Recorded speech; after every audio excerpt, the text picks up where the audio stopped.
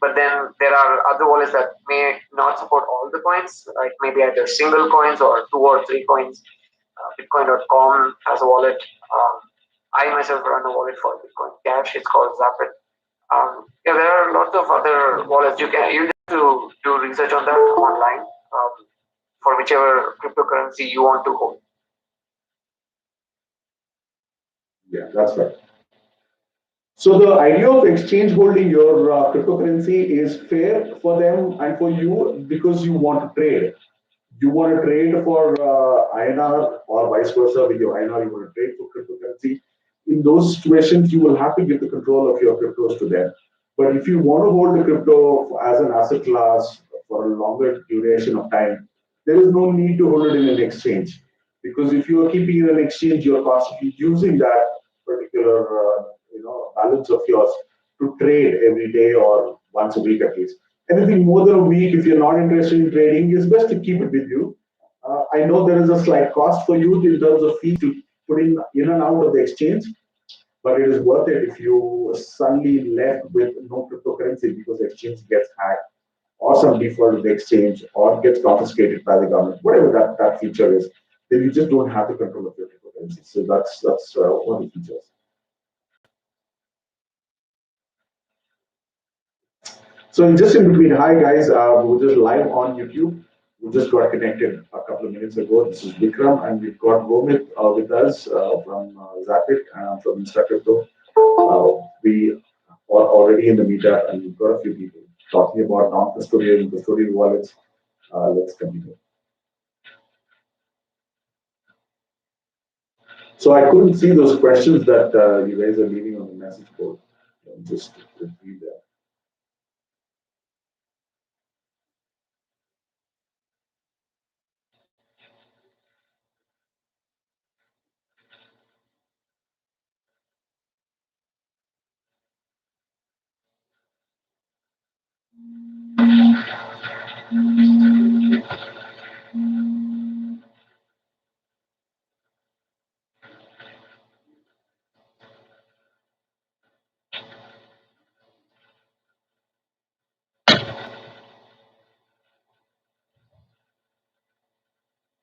So yeah, like I was talking, I've said this before also to my Facebook friends.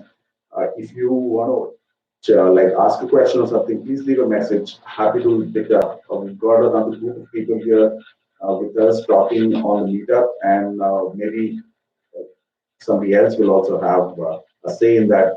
You get a perspective from 2 people.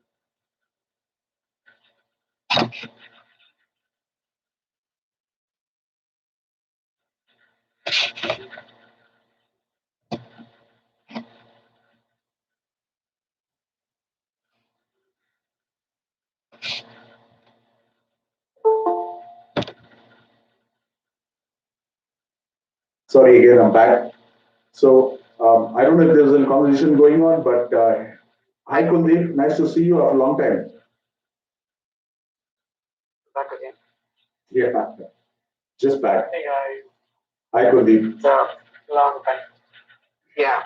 I know. So you I was. introduce yourself to others. Yeah, just give me a second. I'm reading something. Cool. Sure. So just when Kuldeep came in, I just remember. Introduce yourself. Go ahead. Yeah, anybody else want to jump in? What do you guys want to know about? Please feel free to get into the conversation. Totally. So as soon as Kuldeep joined, I just remembered that one painting that got sold on NFT. Oh, I'm really sorry. My bad. Yes.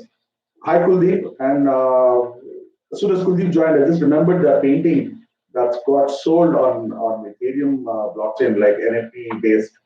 It was Donald Trump face down with his bare body, and you cannot see his face; you can only see his head and the rest of the body. And the body, on somewhere on the body, it was written "loser" on him, and that art got sold for some 6 point something million USD. It's an NFT on Ethereum blockchain. So whatever happens with Donald Trump, he's not going to go. And then his painting, even without his face, is sold for 6 million. So the guy is here to stay, I guess. Wow.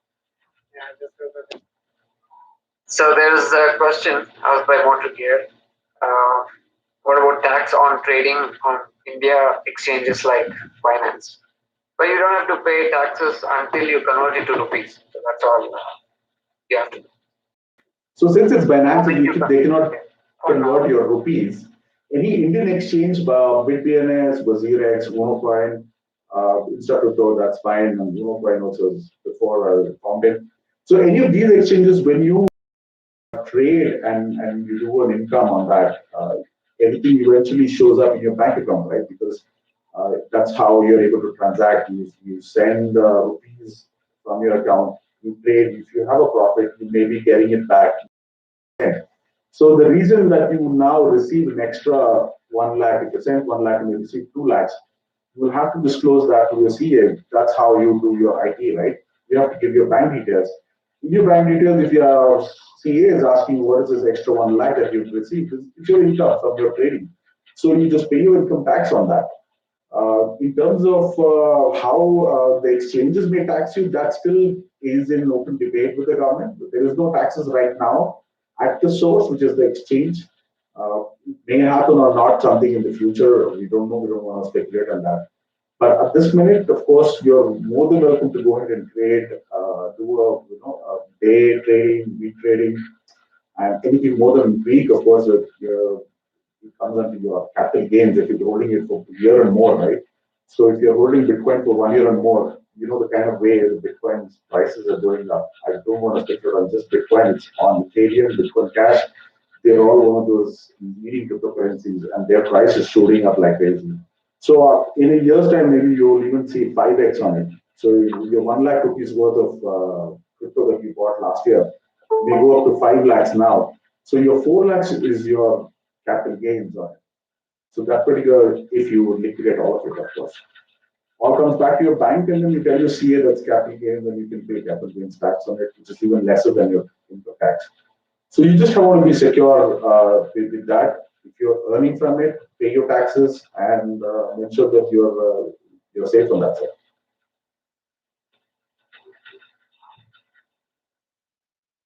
Is there any exchanges you guys recommend for trading per se? Because I've tried WazirX so far, but there are certain currencies where it doesn't let you withdraw or deposit into the wallet. For example, I tried Cardano recently. You can buy and sell it, but you can't really move it anywhere. It's going to be stuck at the exchange. Same thing for Dogecoin. Right. So, like, is there an exchange which has the full-fledged functionality if you want to, like, put it into your hardware wallet? Like that? That's a very good question, actually. If PNS is what you said, or WazirX, sorry. If they're not allowing you, I think you should try out other exchanges that's there in India, Indian registered exchanges. Maybe then you can do that buy and sell to INR, and then hopefully you'll be able to receive it back to your wallet. I don't know why some of these exchanges, like you mentioned, are not allowing certain coins. For me, I think they should allow that, because then otherwise it becomes like an issue with the technology rather than the actual listing.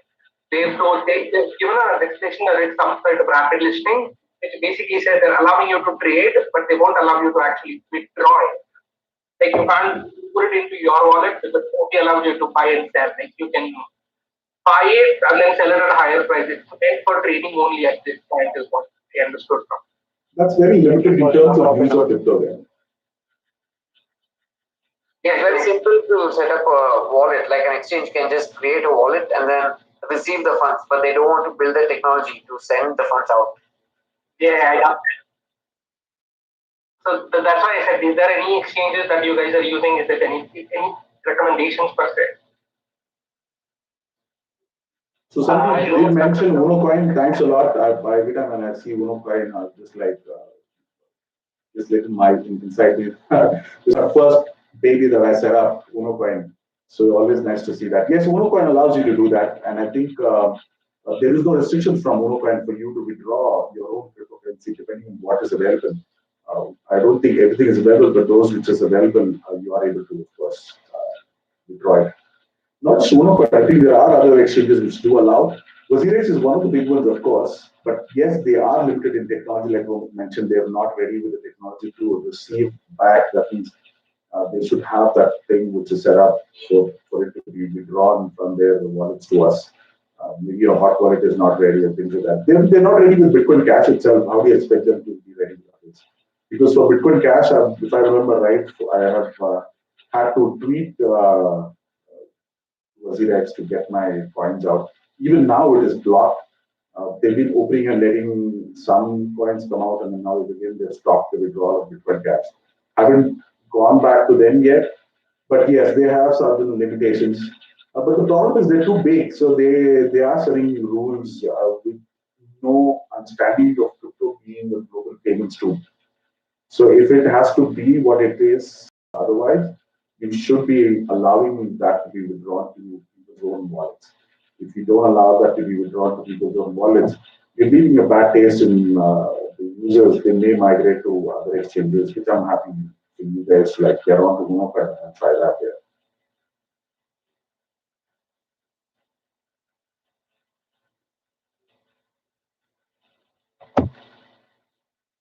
Who saw the recent news that apparently the Indian customs is banning importing of hardware wallets? No, I didn't see that. That's new. Yeah, it was just today. It was quite funny to see that because I tweeted out to that saying, well, coming soon, Indian Customs Department is going to ban any piece of paper that contains 12 to 24 random words. They cannot do that, right? See, the piece of paper, you can print it yourself from your computers and then hold it on your paper yourself. That's a cold wallet or a hardware wallet, and you also the internet safe wallet. All three instantly done by you at home with your printer. You can print it out, do it yourself. But hey, if you want to import something specifically like Trezor and those kind of hardware, yes, they may, if they want to bring in this regulation, they may want to stop it. But I don't know how they'll be able to scan through all the boxes and find that. Some of them are very small in nature, and maybe the box may be big, but I guess eventually it's a not 100% foolproof system that they do launch it also. Straight away, you can print your own paper currencies. That itself is a hardware wallet. So Bitcoin doesn't necessarily understand how crypto thing works. They're trying to assume that this is something that is actually bannable, but you're totally right. I'm wondering, will they restrict people who have memorized the 12 words from coming into India? Oh, that's a good one. I forgot it. And then, yes, you remember, and you can use the sentence, something that you will forever remember, like for you and your childhood, you will remember that, right? Maybe you make that full sentence of your childhood and then remember that particular sentence. You can use that sentence and make a wallet for yourself and hold it in your brain. And if that's the case, how they're going to stop that, right? So silly. These people clearly don't understand the technology. Yeah. It is not an easy thing to understand. Crypto technology takes 2 years minimum, I would say, for somebody to understand the depth of it. Minimum is 2 years, so what could be maximum is up to 5 years. Because if you see a cycle of crypto, it's bull run and bear run itself is about 4 years. Because every 4 years, crypto halves itself. That's like a cycle in itself, like an inflation cycle. If you don't live that 4 years knowing crypto, then you don't completely understand. So the government also have to spend some time on this. And when I said 2 years minimum to 4 years max, is when you are holding crypto. And especially if you don't have any crypto and no experience of holding it or buying into it, maybe it'll take even longer for them to completely understand crypto. Very, very few people in this world are economically so strong and they look forward to having an alternative may understand it a bit quicker. But the government people are not necessarily sound in terms of learning and researching into economics of crypto and learning for themselves to start regulating. They're jumping into regulation, which is fine because eventually they will correct themselves. Let's see. No, but they actually think it's a threat right now. They think it's a challenge to the government's authority per se, right? So which it may be, but it may not be also. But I recently looked at this thing where they're talking about different type of crypto which can be used as utility coins or for like holding on to anything of value. It doesn't necessarily have to be currency per se, right? So So that means it could hold on to all sort of documents. The banking example that you gave is not necessarily it's a value transfer rather than actual currency which is being like transaction. But yeah. You're very right. They should feel it's a threat. To start with, state and money should be separate. They should not be in the same domain. You understand that, right? If the government is ruling us and if they are the servants of the people, they shouldn't have the control of the money of the people also. Once you have both of them given to some to people, they're going to take advantage of it. That's feeling. That's like eventually it's going to happen for No, but for that's sure. the existing system. The central bank thing is that literally. Like if there might be like like a parda in between which in and out at any point of time. It's not really as isolated as it should be. Totally, totally. I think it's our job to separate the state and the money. Because if we don't separate, we will not benefit from it. Because the government should not be in control of the money. They should get the money from the people to spend over people, like to make our lives better. But if you start printing money for us, then it's a different problem. That's what is happening now. But mind you, there is another way, another explanation to this is the media and a few people like from RBI are the ones that not necessarily the government. Uh, Government may have the complete understanding or may not, but they are not in full control of the money also. So the RBI and the New York Fed, who is the central bank of the world, controls that part of it, and it's in their interest to stop cryptocurrency. So they are pushing their narrative through media and other channels. Uh, because I believe the government has a little bit of understanding better in India than other countries. It is something my experience tells me. I was living in England for 7 years and I worked there and lived there and I had my assets there. A country like India is far more advanced in democracy than even the West that they call themselves developed. So because we have better democracy, I would say we may have better understanding of crypto and eventually have better regulation for crypto. And since we don't have it and we see a lot of these stupid, bad things that's going on in the media saying that crypto may get banned and this and that. All those things are not necessarily from the government, but they are from the media houses who are not interested in people holding crypto.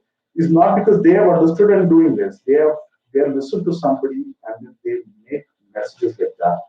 So I have a slightly different view on this. So basically, the Fed or the even let's say the RBI or like a little less so than the RBI, more focus of the Fed and even the media companies, they sort of depend on this banking conglomerate. Right? So the crypto is actually a threat to the banking conglomerate. I'm not saying a threat in terms of a direct threat because right now they have a monopoly of a whole bunch of transactions. Right? So any value transfer, they have their hand in that pot. Let it be Visa, let it be MasterCard, let it be any bank. If crypto becomes normalized, they're losing chunks of their business. Right? Every year they're going to lose a big chunk of their business. So it is an actual threat for the bankers. It is a threat, but it's like how the threat was for the post office from emails, from internet. Because it was a small threat from the internet, post office didn't feel that and they didn't want to stop the internet. If they did that, then we will straight away know that the post office is so immature, right? It's similar to that.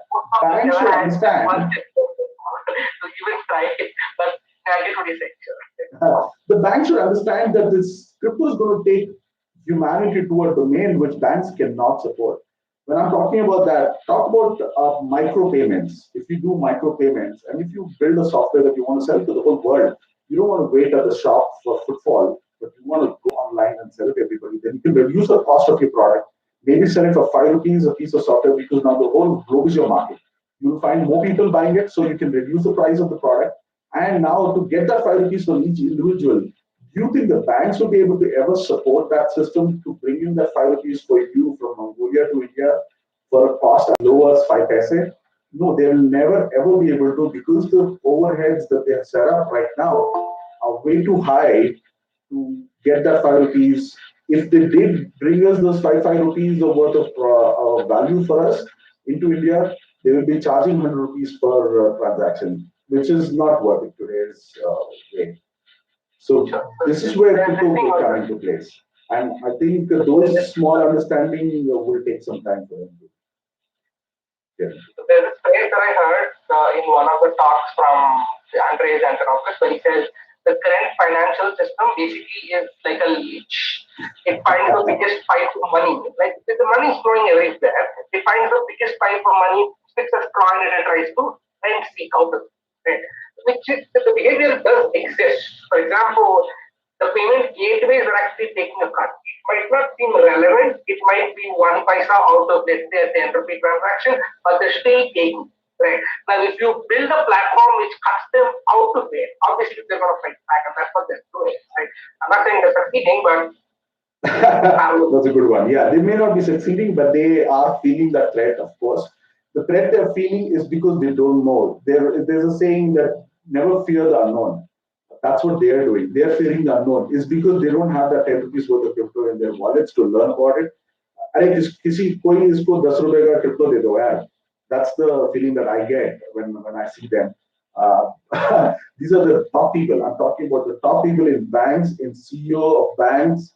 They feel threatened is because they've not allotted their 10 rupees, which they may just lose on the road, which don't bother to bend down and pick it up. That 10 rupees they can spend on crypto and pick up the crypto and keep it in the wallet. Probably they will learn a lot more from that crypto than even buying a full Bitcoin worth 30 lakhs or 40 lakhs. You don't have to buy into so much, just buy the small worth of Bitcoin. A lot of people who talk negative about it, also the ones who don't hold any crypto. So we all as humans, we do that. If we don't have something with us, we don't promote that. And if you think now it's too late for us to buy, then you're like, oh, yeah, forget it, it must be bad. Sour grapes for the story. These things happen. But in terms of this, one of the points that you mentioned about Fed and the RBI playing its role in terms of holding that monopoly of value transfer, you actually know who's holding the monopoly. It's actually somebody who are outside India who are holding the monopoly of payments and value transfer for Indians also. Like you yourself said, Visa and MasterCard, they're not Indian. That's one of the reasons why government stepped in to bring in RuPay, bring in UPI. RuPay and UPI is nowhere in the world. It's only in India. I know what is RuPay. It's just a parallel system to debit cards and credit cards. But your UPI is very unique to India. You do not have something like UPI anywhere in this world. And it's only available in India because Indians are far more better in terms of understanding and not give the financial control to outsiders and try and build the software and build the technology for people within India to use it within India.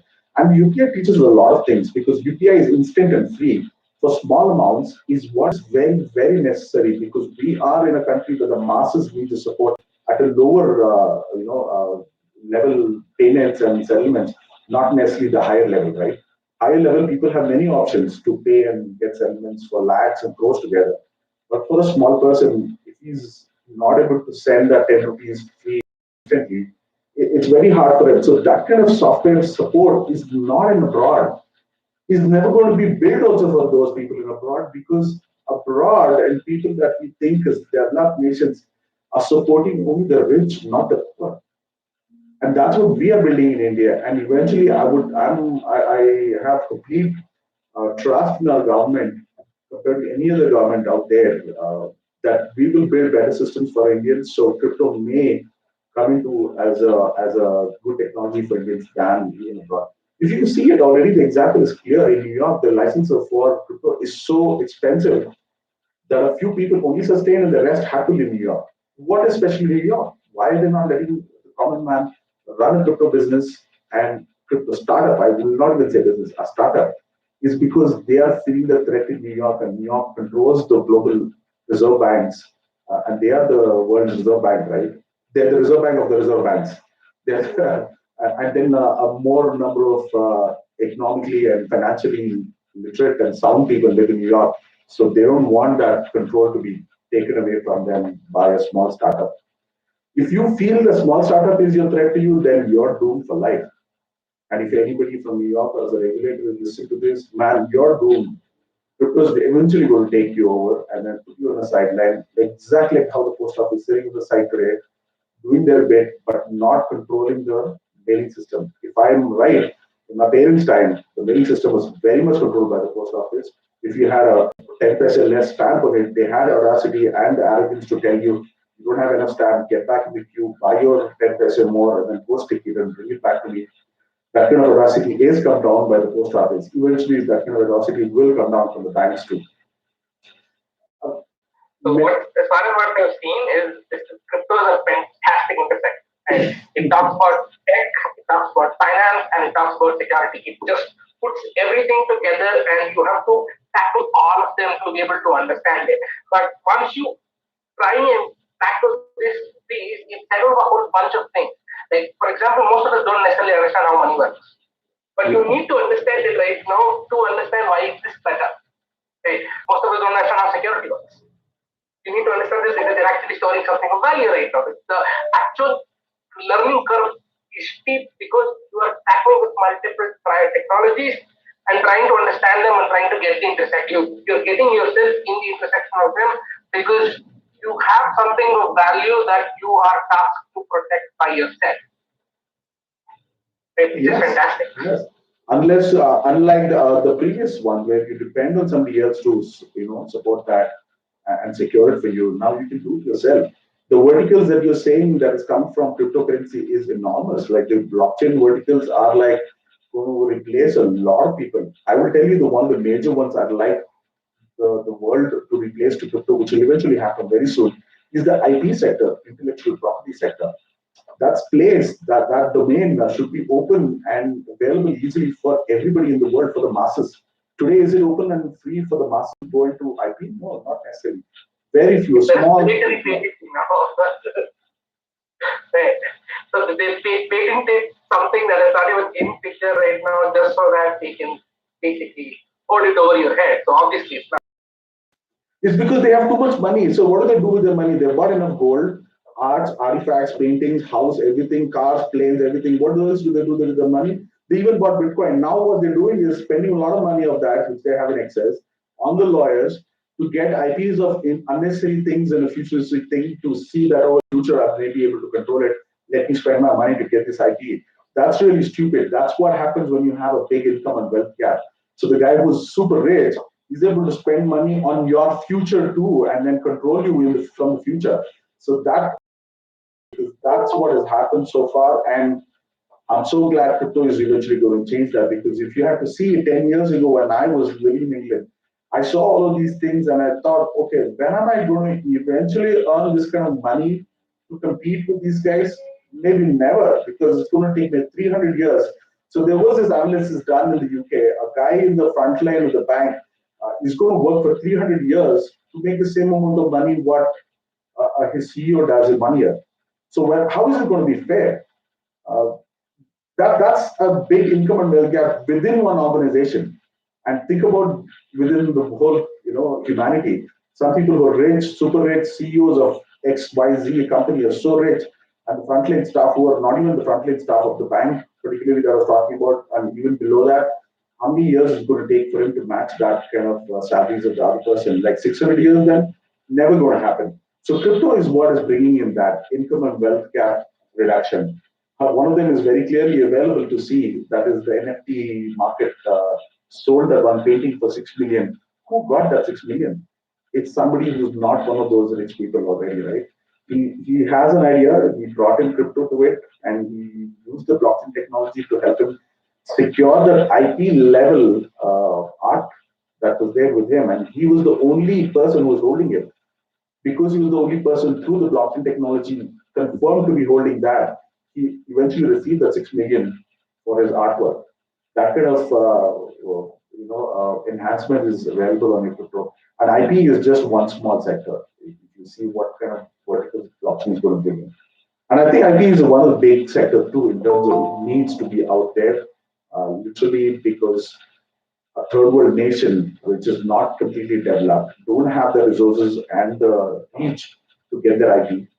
With blockchain and instant timestamping, instant and low fee timestamping, it's NFT is the future. Now, since you said that, I think I should direct the next level NFT that Romit is building on the Bitcoin Cash blockchain. And the difference between an NFT on Ethereum blockchain and Bitcoin Cash blockchain is nothing except for the fees that you pay. The NFT on your Ethereum is quite expensive to sell and receive. Your NFT on the Bitcoin Cash blockchain is much more cheaper. There's one existing example already. It's called the Waifu technology. I would like Omid to explain a little bit more on that. Sure, thanks, Vikram.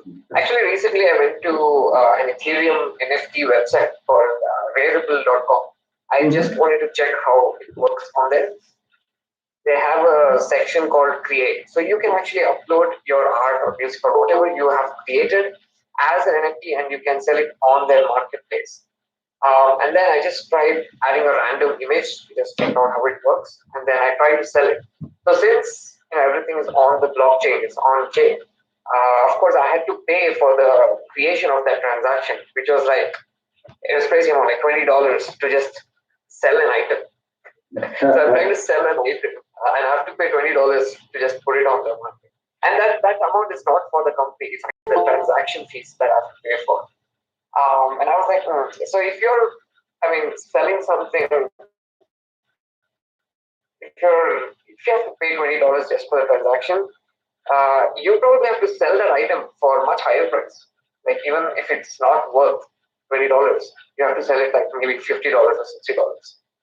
And the likelihood that somebody else buys it, so for them it is whatever they're paying $60 for that item plus $20 for the transaction fee. So they're eventually paying like $80 for that one item. And yeah, it's not scalable on Ethereum. Definitely, a lot of people are spending a lot of money, but it's not possible for lower priced items. It's definitely not possible in that sense. So yeah, that's what we are building on Bitcoin Cash. It's a similar marketplace. You can buy and sell NFTs, and the fees is like 5 or 6 prices, so it's almost negligible. To sell itself, you just make a transaction to that marketplace, which is again less than 10 paise transaction, and you can buy for items worth of like 1 rupee, 2 rupee as well now. You don't have to. The minimum amount is not like $20. So right now, there are a few projects that are working on the Bitcoin Cash NFT system. There's a game that's coming out. It's called Enter the Sphere. We have partnered with them so they'll be basically selling their gaming items on our marketplace. Where you play the games, you win whatever items that the game provides. You are able to sell those items on the marketplace. And then there's actually a company based out of New York called Speed.io. They basically make NFTs for music artists. So you can be the artist and you can collect their music or the artist itself in form of NFTs.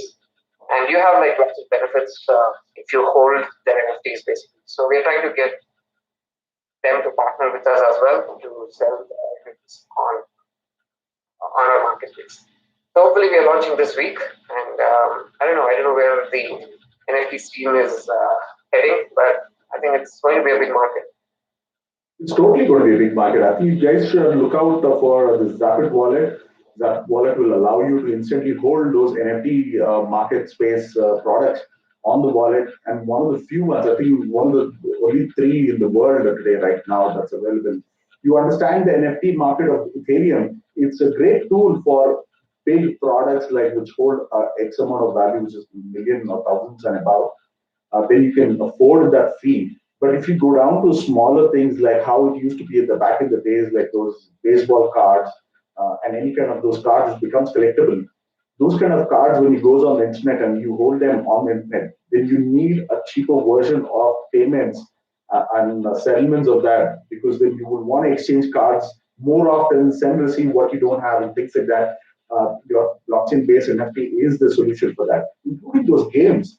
Like you did mention about the Enter the Sphere, but there are so many games out there which are free to play. And then if the items on the games that you could buy and sell and hold, like the things that you use in the game, maybe if it's a sword game and different types of swords are each tagged to those NFTs. And if there are smaller swords that you want to buy in multiple, you cannot be paying in thousands of rupees, which is what NFT on Ethereum is charging you as fee. But on blockchain of Bitcoin Cash, it's on a very small scale, so you can send and receive those things and then I know work on this games part of it much bigger. I think anything for the masses is the new solution. It shouldn't be just for the top elite. Top elite already have their things cut out for them. They have enough money to move around things in their own cost. But for the masses, if you're building, that's what crypto is for. And I guess NFT on blockchain of Bitcoin Cash will be the killer solution for the future. So, any insight on why the Ethereum transaction fees are so high? Just wondering. Well, we could have had your Roman. Yeah, it all comes down to the block size that each blockchain has.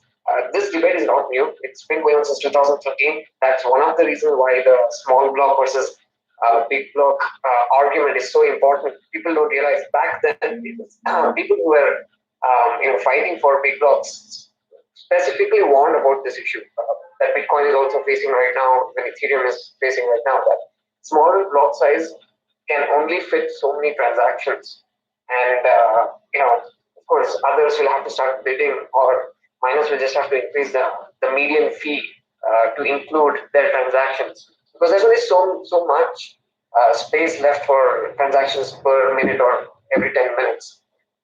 Yeah, there's just a fee market that's been set up, and until unless you increase the block size, like how Bitcoin Cash did. By the way, I don't know if you guys know this, but Bitcoin Cash has been processing more transactions than BTC for almost 2 or 3 weeks now, and the fees is nothing. It's not even 1 cent now.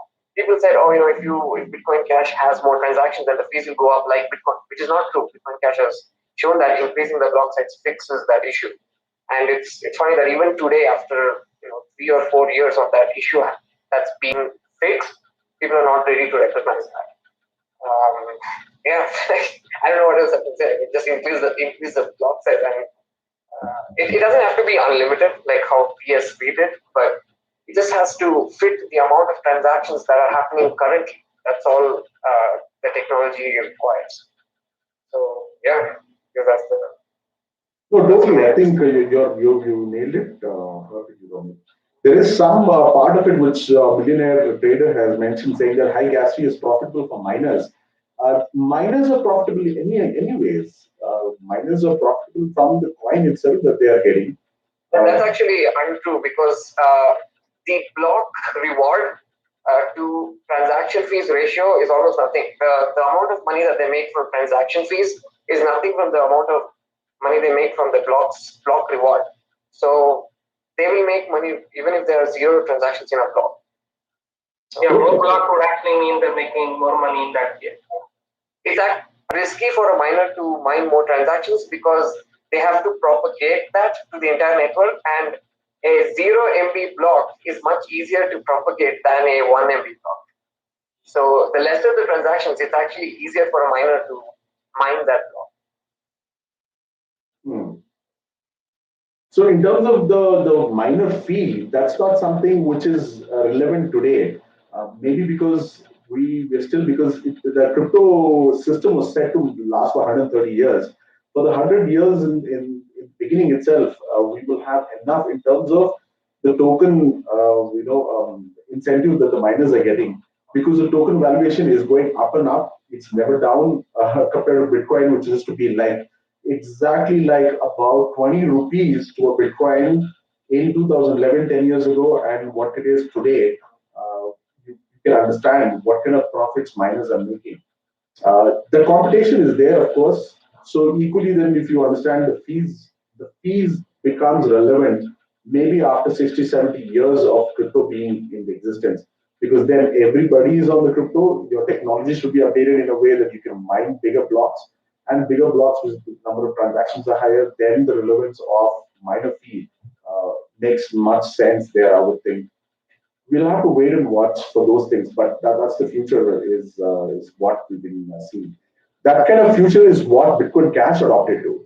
When we moved to 1 MB to 32 MB block on Bitcoin Cash, that's kind of exactly where we are going in future. But Bitcoin is not gone there yet, is because the developers of Bitcoin running their own side chains and running their own second layers are in an interest to run their product. So they're not necessarily allowing the innovation on Bitcoin happen that much. It's kind of like lagging and staying as an asset class. Maybe every class of the financial sector will be allotted to one crypto at a time, which is Bitcoin now as an asset class and Bitcoin Cash as a payments class. So you understand payments class is 100 times more bigger than an asset class. That eventually shows up in future because the adoption is not yet happening. So in terms of any thoughts on ADA and Cardano and its price prediction, see, you understand the price prediction of any altcoin always does depend on Bitcoin because Bitcoin is the daddy of all. And the Bitcoin cycle, which is every 4 years halving, is what the economics of Bitcoin is. And that way, whatever Bitcoin's price up and down, it's going to be more or less on the same kind of ratio. These altcoins pricing also gets moving.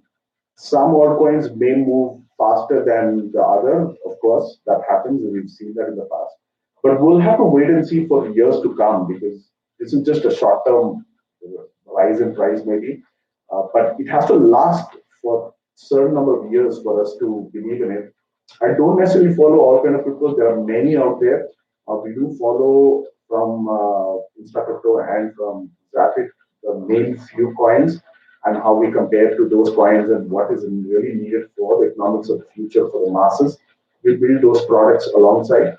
We're not necessarily looking at just the price of it and investing in those to get the price change and then benefit out of it. That's something which is just there, maybe 1% of what we're doing, but 99% the idea is to build crypto for the masses and bring in crypto as global, adoption. Bring in crypto for the whole of India. How can we bring in, the better crypto to build that kind of easy access to the masses?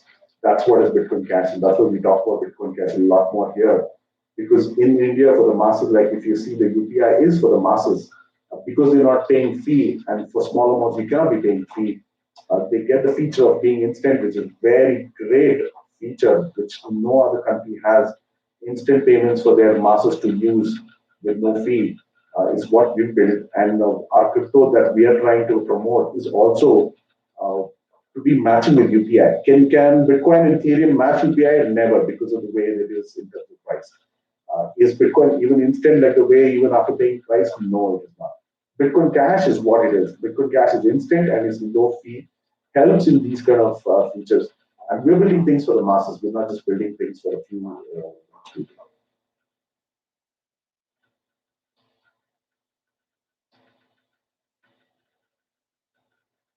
So yeah, NFT is the future. It's here to stay. I was talking about NFT almost a year ago to some of my friends who are building games and things in the gaming companies they work for. Poor guys, it was a little hard for them to understand. And now that they know, they do talk about these things to me. And now I'm promoting more of Bitcoin Cash NFT because in their gaming space, if they didn't build our NFT of Bitcoin Cash, they're not going to really use the NFT as much as they would like from an Ethereum blockchain. So one of those things. People are understanding, it's taking its time. This is completely new in technology because a lot of people do not necessarily have that kind of time to go and research. So you have to tell me about ADA. What is ADA? And I know it's an altcoin you're talking about. If you can explain a little bit more, maybe I can pick up on that.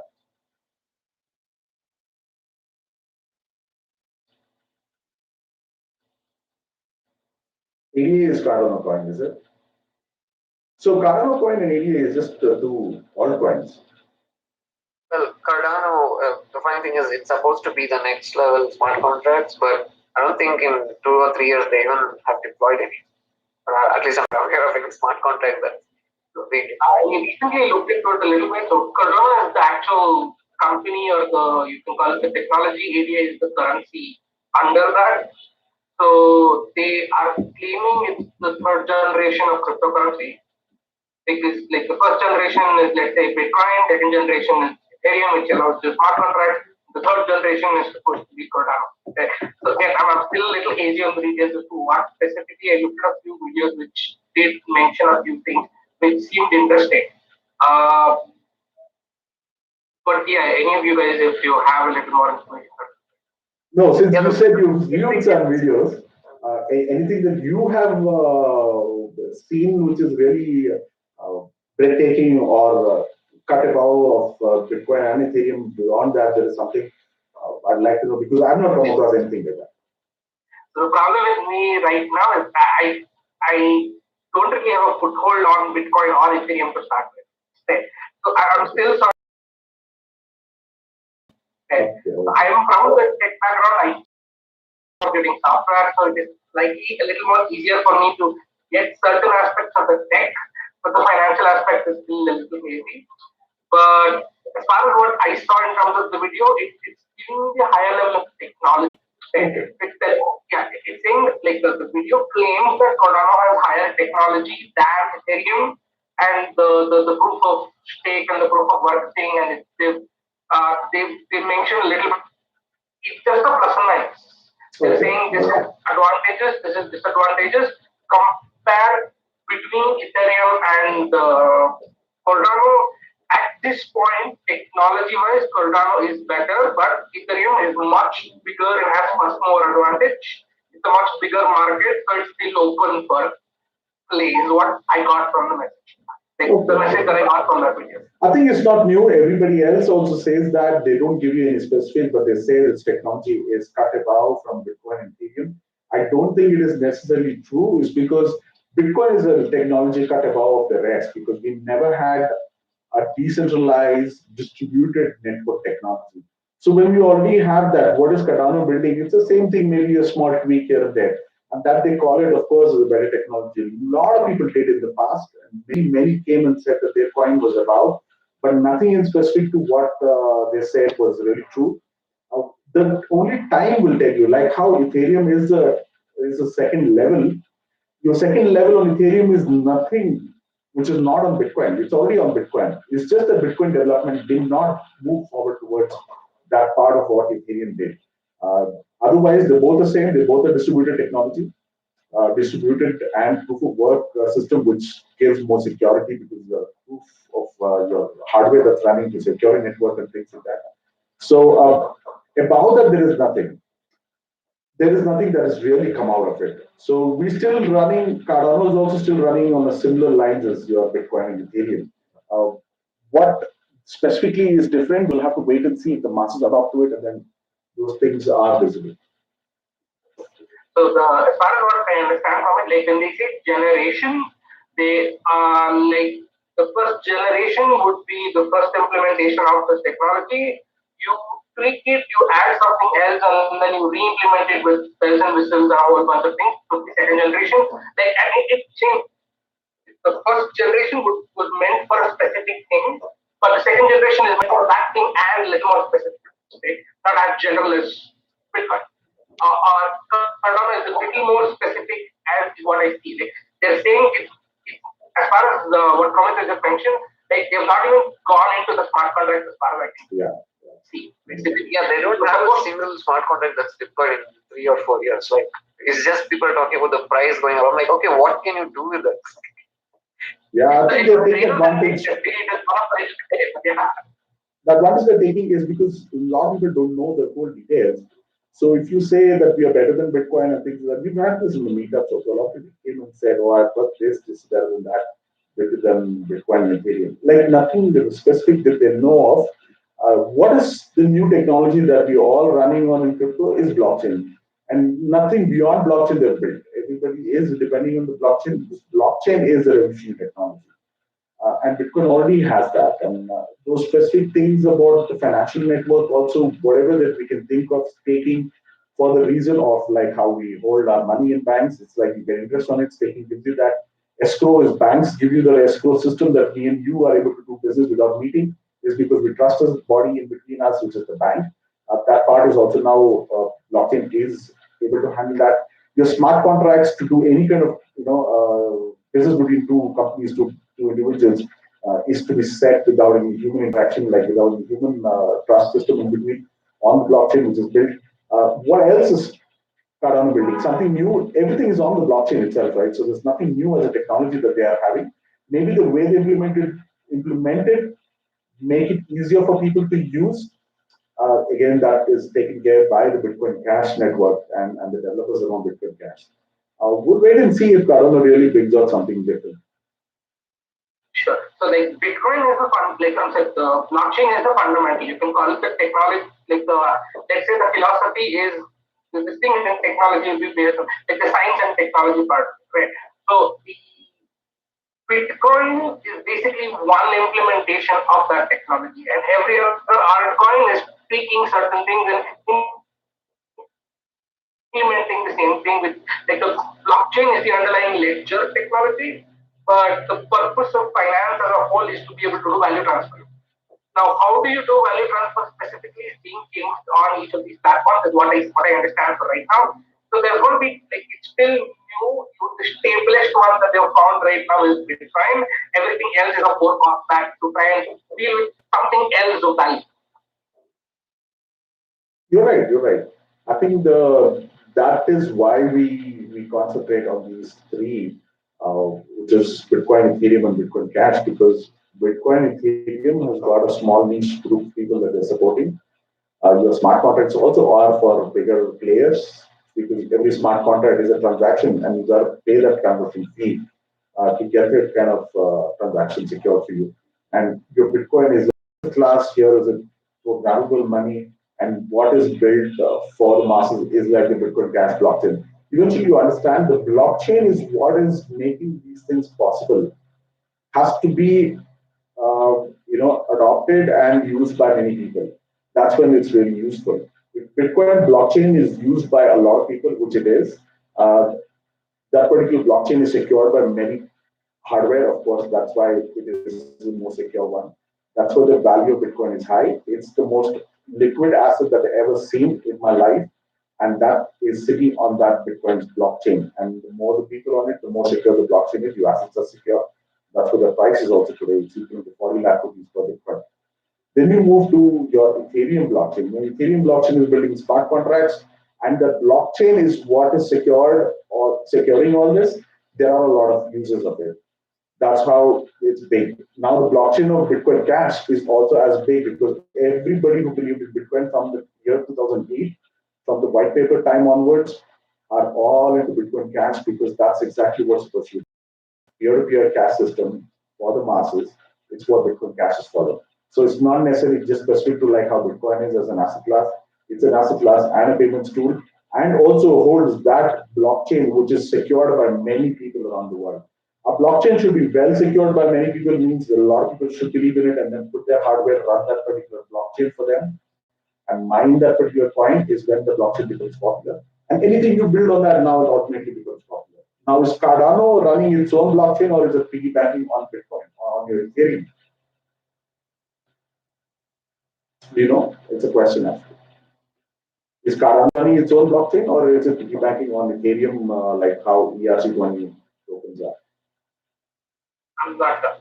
So as that's, far as I have understood, it's the blockchain, yeah. So it runs the stake method where 72% of the coins are actually held as part of the stake.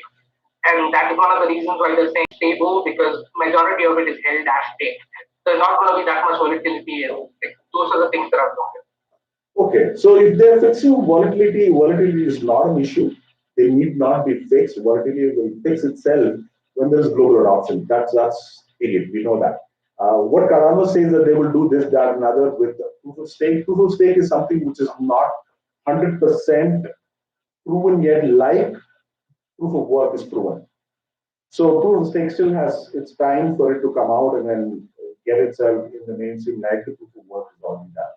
Proof of work is totally secure by the amount of hardware that's already there, and that hardware is running your process to make sure there is no fault in the way your ledger is distributed, and then make sure ledger is secure. That particular thing, Ethereum is trying to prove that proof of stake also can be better. Let's wait and see because it's not completely migrated yet. Proof of work is what we bet on right now, and that's why proof of work coins are most popular and most expensive because the proof behind it is the blockchain, and blockchain behind blockchain is the number of people who are securing the network through the hardware. That is where it draws the line of blockchain, and once proof of stake proves itself, maybe then I can believe in it. Not yet, I guess, compared to proof of work. And especially when they're running their own blockchain, they need to have that kind of people to support that blockchain. And eventually, once they're supporting means they are supporting the coin also, then you have more people believing in it, having hardware, having that particular algorithm run, then the coin price also goes up, adoption goes up. Eventually, it'll all be happy days, but it has its time for it to prove itself. In terms of otherwise, yeah. sorry. But ISO is actually quite tiny. It's about 40 people that are running Cardano on that stage. Compared to Ethereum, it's nothing. Yeah. So if you see those kind of people who run small amount of support for each of these coins, there are many altcoins out there, and they are switching between these. People who are running Bitcoin, Bitcoin Cash, and Ethereum, those proof of work miners are not necessarily just switching. They know what they have to mine, and then those blockchains are the most secure ones right now. So they're concentrating on that. For the sake of one of the points that you mentioned, that it is securing or it's been doing a better fluctuation issue. I don't think fluctuations are really hampering anything, because if it Bitcoin, Ethereum, and Bitcoin Cash fluctuates a little bit more, it fluctuates more is because its value is higher. Its fluctuation helps more in trading, because if it did fluctuate, people wouldn't trade. And otherwise, if you see, Bitcoin Cash is very nicely fixed these issues of fluctuation. Even if it fluctuates or not, it doesn't really matter, because when I send a value of 1,000 rupees equivalent to Bitcoin Cash to you, because it's instant, there is absolutely zero fluctuation. To me, when I receive it with the same value, if I want to secure my 1,000 rupees or $1,000 worth of Bitcoin Cash instantly to the local fiat, I will just plug into an exchange, and whatever that received by me as Bitcoin Cash gets converted at this very second, and I will get that same fiat. So the fluctuation didn't play any role in Bitcoin Cash's transaction, even though it fluctuates highly, because the transaction is instant. I didn't lose any money in the fluctuation. But for me, as an experienced person, I would like to hold the crypto, because the fluctuation helps in me understanding, because I'm ready to take the risk. For me, the risk means I'm holding crypto and not liquidating it to fiat. The longer I hold means I believe in that particular crypto much higher, because I'm holding it longer means I'm believing that in longer run it will fetch me more in fiat than it would have fetched instantly. So I will take the risk and continue to hold. Because of that cycle of 4 years, I understand when it's bull run and when it's bearish. I'll try and hold it at the bull run time and maybe sell it after a few months or weeks or days, depending on what I understand. So that way the fluctuation don't come and play any part. It's only for those beginners who come into crypto, they see the fluctuation, they're like, oh my God, it's fluctuates so much, I may lose a lot of money, let me not get into it. And Cardano says, oh, it fluctuates less, let me believe in it more. No, I don't think Cardano is actually saying that. I'm saying that the traders are saying that Cardano is not fluctuating as much, because the majority of the actual listing is held as proof of stake. That means it's not as volatile as Ethereum or Bitcoin, because there is more bit in circulation. The fluctuation is because of transactions. Cardano does not enough to actually make the transactions in the first place, because the majority is held as proof of stake. That's the only thing I mean. I don't think they're claiming that they're not claiming that it is secure or volatile. It's not volatile. It's just the traders who are actually claiming. That's an analysis of that. Oh, great. Thanks for clarifying that. But I guess it's the rest is, of course, will be proven by the time, I guess. So we'll have to wait and see what they claim and how secure and how useful it will be with time to come.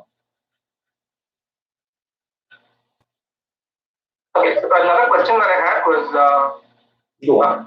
can you guys try and tell me if, like for example, what would you consider as the, let's say, the top 3 or top 2 altcoin apart from the well-known ones, and maybe the top 2 altcoins which are actually beneficial to India per se?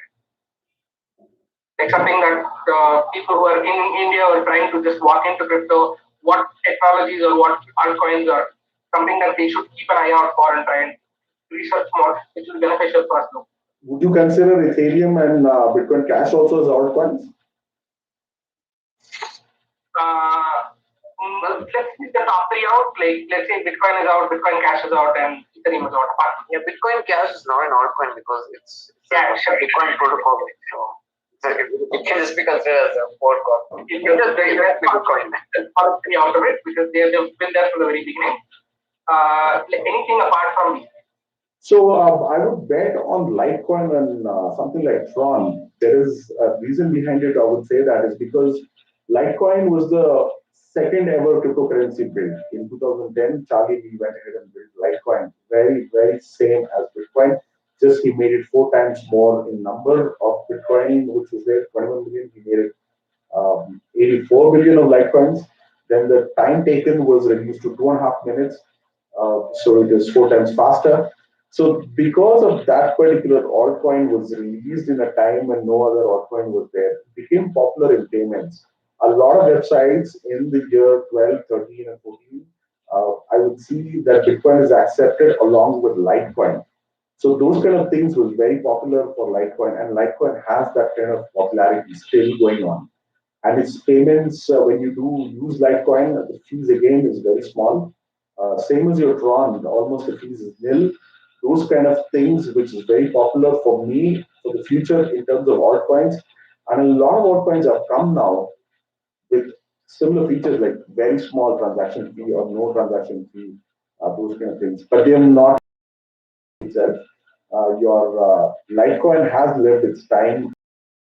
Choose to accept Litecoin, they believe in it, they continue to now still accept. I think a lot of payments still happen with Litecoin compared to other altcoins. So I would trust in those. Even Doge and Tron are also like that. A lot of them came and this became similar to Litecoin and Bitcoin because Bitcoin and Litecoin was similar, very, very similar. Nothing changed except for just the numbers. So because of that, those altcoins I trust in, and I see a lot of people abroad. Now, I don't consider just as India, because an internet-based currency, I'll have to, my experience goes global. It's also because I lived in England for 7 years and worked there and earned my living. So I kind of like know the system there. And then after that, for 2 years, I traveled about 15 countries to talk and learn about cryptocurrencies. With all that experience that I have and that I now connect with a lot of people, these coins which is making popular is because Bitcoin Cash is popular in that stream. In Australia and a lot of countries, Bitcoin Cash is the most used cryptocurrency as payments. Why?